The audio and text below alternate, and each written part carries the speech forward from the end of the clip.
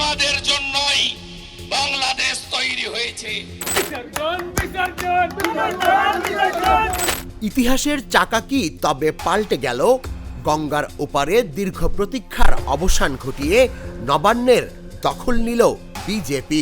যে বাংলা একসময় বাম আর রামের লড়াই দেখত, আজ সেখানে গেরুয়া ঝড়ের মহাপ্রলয়। কিন্তু এই জয় কি কেবল কলকাতার রাজপথে সীমাবদ্ধ, নাকি এর কম্পন অনুভূত হচ্ছে ঢাকার রাজনৈতিক অন্দরমহলে?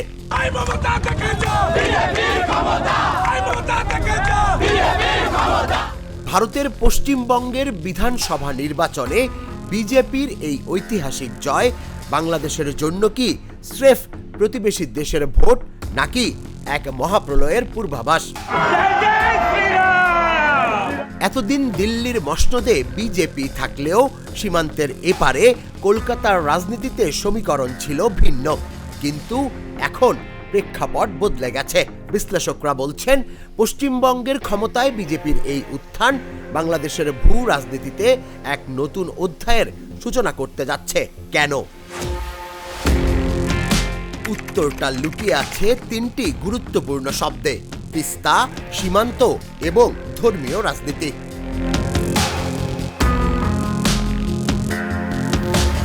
ঢাকার রাজপথে এখন গুঞ্জন, ভারতের প্রতিবেশী প্রথম নীতি কি তবে পাল্টে যাবে? বাংলাদেশের ক্ষমতাসীন দল থেকে শুরু করে বিরোধী শিবির, সবার নজর এখন কলকাতার নতুন মুখ্যমন্ত্রীর দিকে। এতদিন যারা মমতার অনড় অবস্থানের কারণে তিস্তার জল পায়নি, তারা কি এখন নতুন সমীকরণে আশার আলো দেখবে, নাকি এনআরসি আর সিএএ ইস্যু সীমান্ত জুড়ে তৈরি করবে নতুন অস্থিরতা?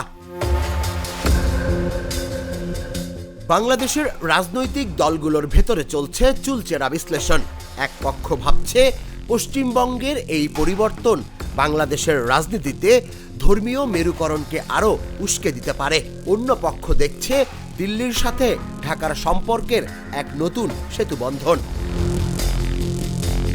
কিন্তু আসল রহস্যটা অন্য জায়গায়। বিজেপি কি পারবে দীর্ঘদিনের অমীমাংসিত ইস্যুগুলোতে বাংলাদেশের পাশে দাঁড়াতে, নাকি দুই বাংলার সম্পর্কের সুতোয় টান পড়বে নতুন কোনো জেদ বা নীতির কারণে?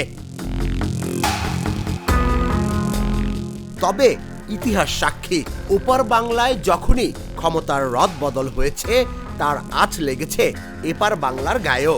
এবার সেই আঁচ কি তবে উত্তাপ দেবে, নাকি জ্বালিয়ে দেবে দীর্ঘদিনের কূটনীতির ছক?